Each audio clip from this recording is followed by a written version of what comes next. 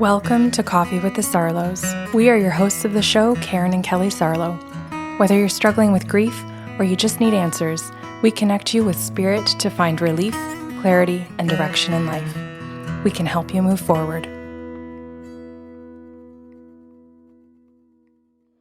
Hi, Kelly. Hi. I have such a lovely show for today. Okay. I'm going to start by saying that the names we're going to call the two people in this show, of course, we've made up these names. It's a husband and wife. So the husband is going to be Micah, and the wife is going to be Lily. Got it. Okay. And the client is Micah. So Micah has booked a session with me, and I can see him over Zoom. He has booked half an hour, and at the very beginning of the session, he says, "Do you think you could just get my wife for me, please? This is what I need for today." And I said, "Yeah. Any other things in the half hour, Micah? Or is it one thing?" And he goes, "One thing, just Lily, full half hour, please." And he says, if anything else comes in, that's fine. But my goal is to speak to my wife. So she comes in, she approaches, and oh my goodness, Kelly, you talk about an instant feeling of kindness, gentleness, and love from a spirit. This is how I could best describe Lily. Mm-hmm. And she approaches me and she says, "Hi, dear. Hi, Karen." Like this, like, "Oh, just meeting you." And I thought, oh, this must be her personality, like how she approaches people. And she says, in answer to my thinking, she says, "That's correct." And she says, "And I'm very similar to my partner." She says, "I'm very similar to my husband." She says, "We kind of have very matchy energy." And I said, "Oh, this is going to be wonderful." And she says, "Yes." She says, "The first thing I want to say to my husband today is that I died a month ago." Mm-hmm. She says, "This is very, very fresh." And she says, "So I just want to confirm that my death was in the last 4 weeks. So that's going to give him his first validation." So I told him, and Micah looks at me and he goes, "That's true." And I said, Are you okay, Micah?" And he goes, I don't think so. No. He says, I don't think I'm okay, but thank you so much for asking me." And I said, "I'm going to check in with you periodically." And I said, "Because this is so fresh for you." And he goes, "Oh, I really appreciate that, Karen." He says, "That would be helpful." He says, "Because I've been finding my head doesn't seem screwed on right."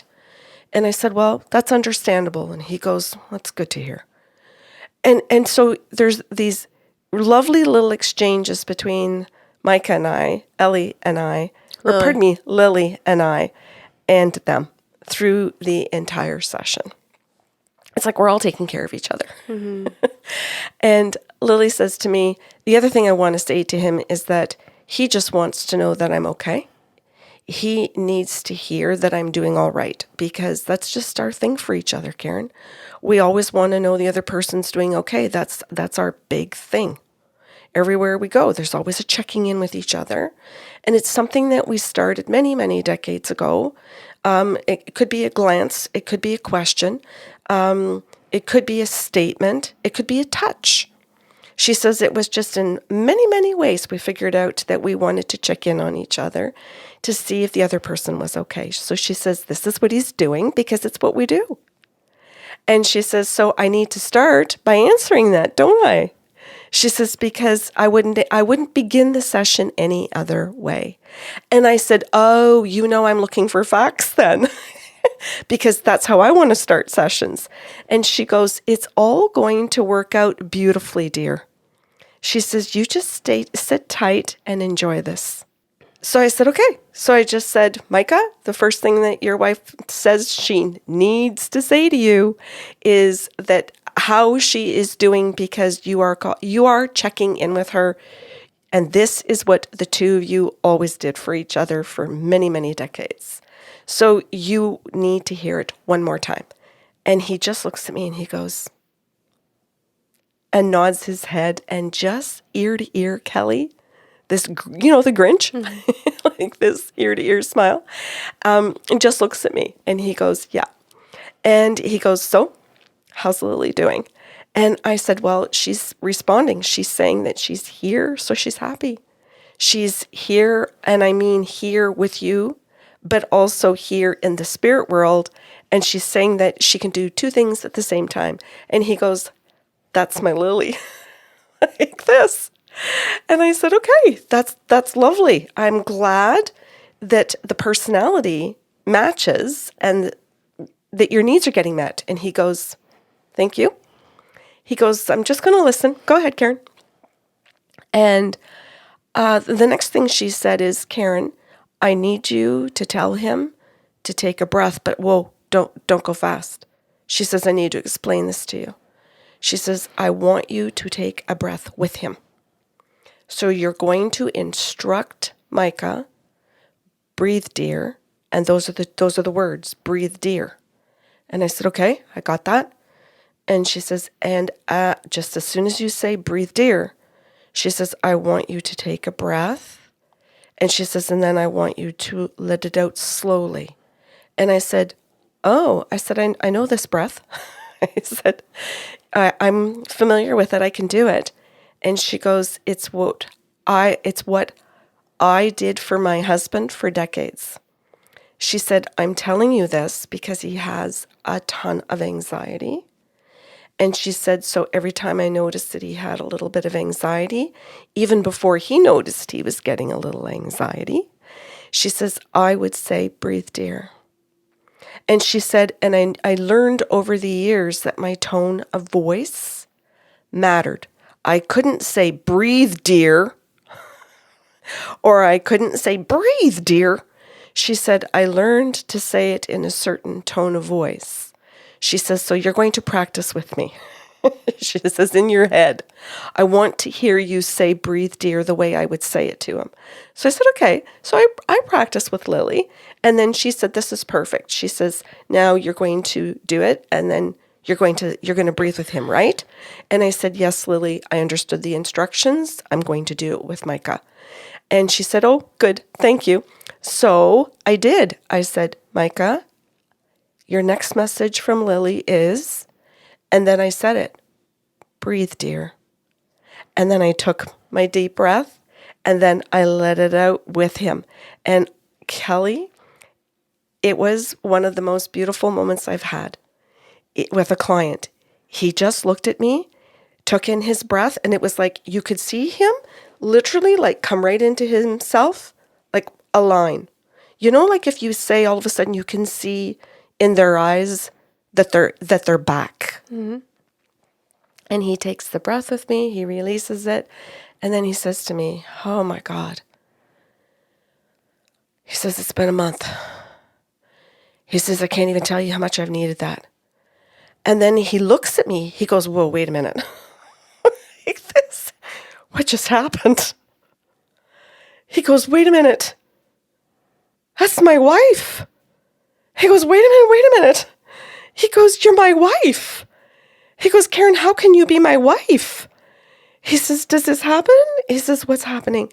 He goes, okay, give me a minute. He says, and I said, breathe, dear. And he starts to giggle a little bit and he goes, okay. And we took a breath together again. And then he lets it out again. And he looks at me and he goes, you're really talking to my wife. He says, I'm just trying to get my head wrapped around this. And he goes, I know this is really silly, Karen.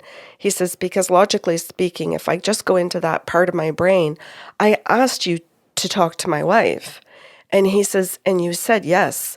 And I'm in this appointment and you're doing it.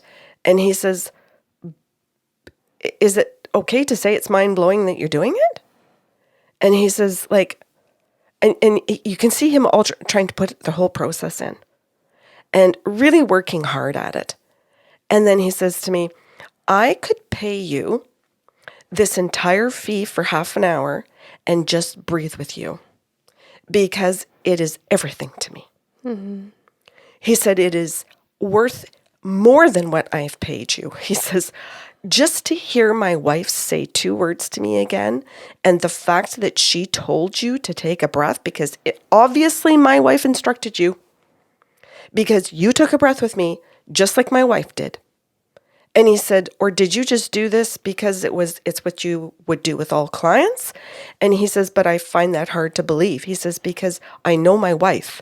My wife would instruct you how to care for me. He said, this is my wife to a T. And I said, she told me exactly what I was supposed to do. So Micah tells me that he's absolutely positive she's here. Absolutely certain that she knows what he needs and is absolutely delighted. It's such a beautiful feeling to feel with a client, eh?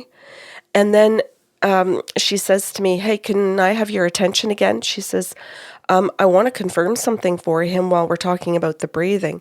She says, I want to confirm that he wakes up through the night thinking he hears me breathing in the room.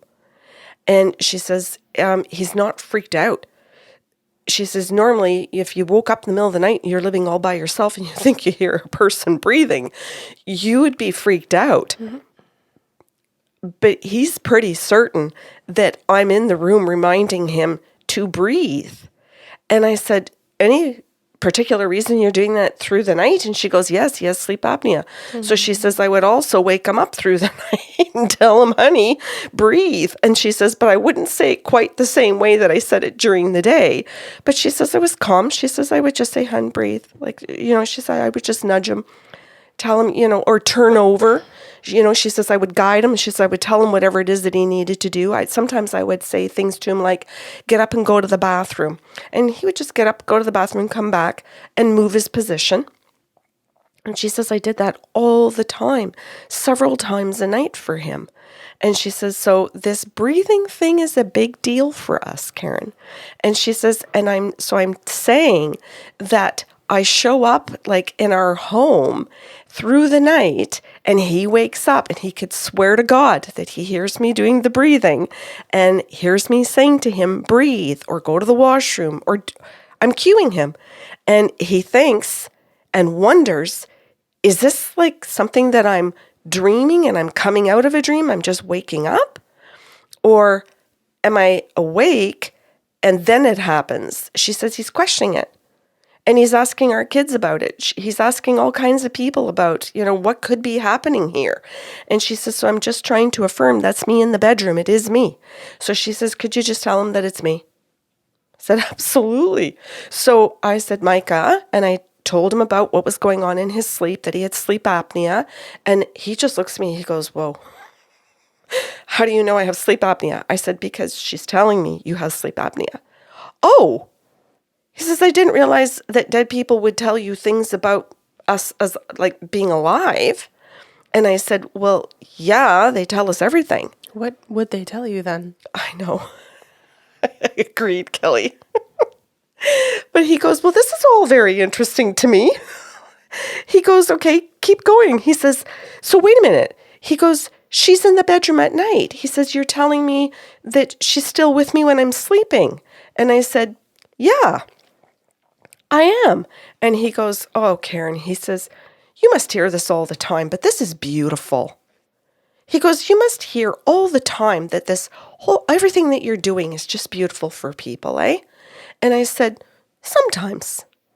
I said, and I do appreciate that you're saying it today. Thank you. And then he goes, okay, continue.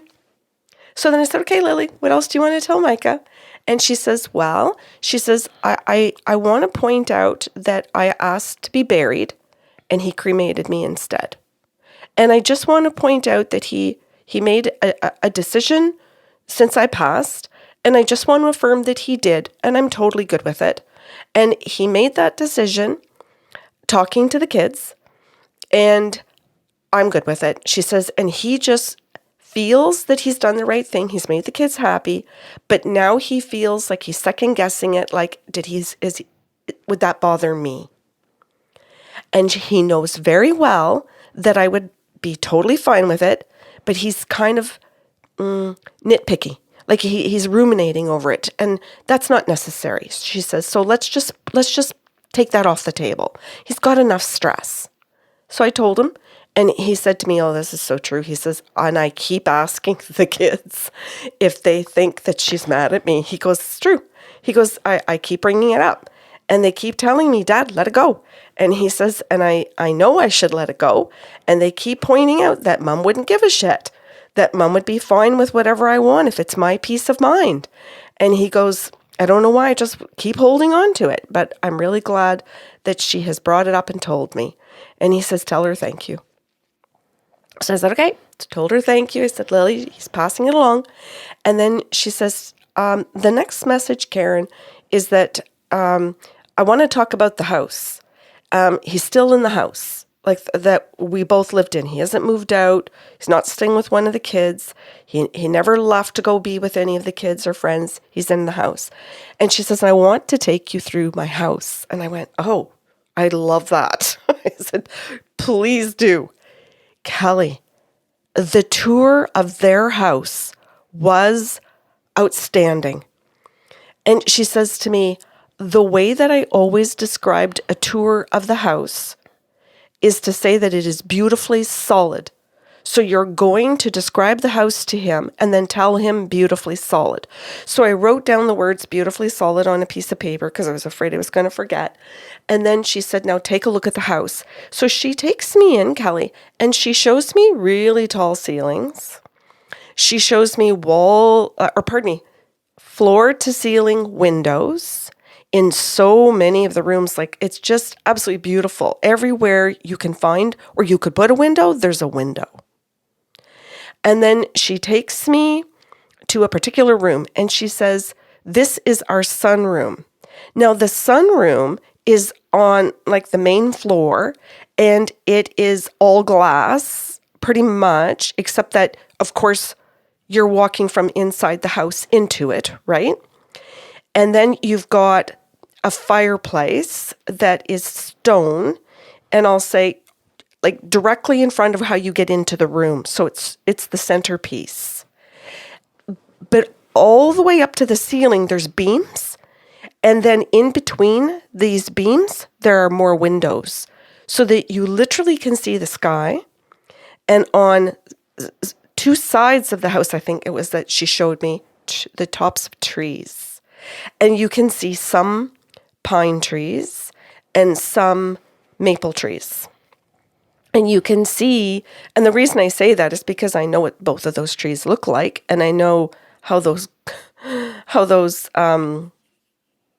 maple trees will turn all kinds of colors. And as I was thinking, oh my goodness, this must look gorgeous in the fall, I was wondering, I wonder what color of maple trees these would be. Would they be yellow, the yellowy gold, the orange, the red? Like, what would they be? She shows me. She shows the trees turning colors. And I get to see that they have a variety of maple trees. And she says, point that out. She says, and I also, Lily says to me too, and point out that this room is now the room he's writing his book in. And I said, oh, so would he have normally written a book in another room? And she goes, yes. My husband is a researcher and he is also an author of books. And she says he's written several books and this is not his office. But since I've died, he doesn't want to go into his office. So he's taken some of the material from his workspace and put it in this room so that he can have all of this beauty all the time.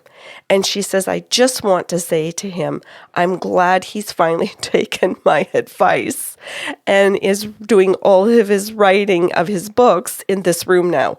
I wanted him to do that the whole time we were married, but he insisted on keeping his workspace in a different room and the rest of the house for the two of us in a separate space. And he was trying to do that for me and for us as a couple.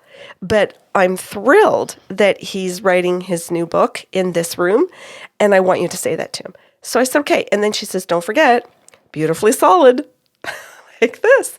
So I said, okay, Micah, I'm going to take a walk with you through your house. And he goes, what? And I said, I'm going to walk through the house with you, and Lily has taken me through your house. And he goes, sure. And he goes, okay, you go for it and you do that. So his attitude at that point changed slightly. I could feel a shift in him.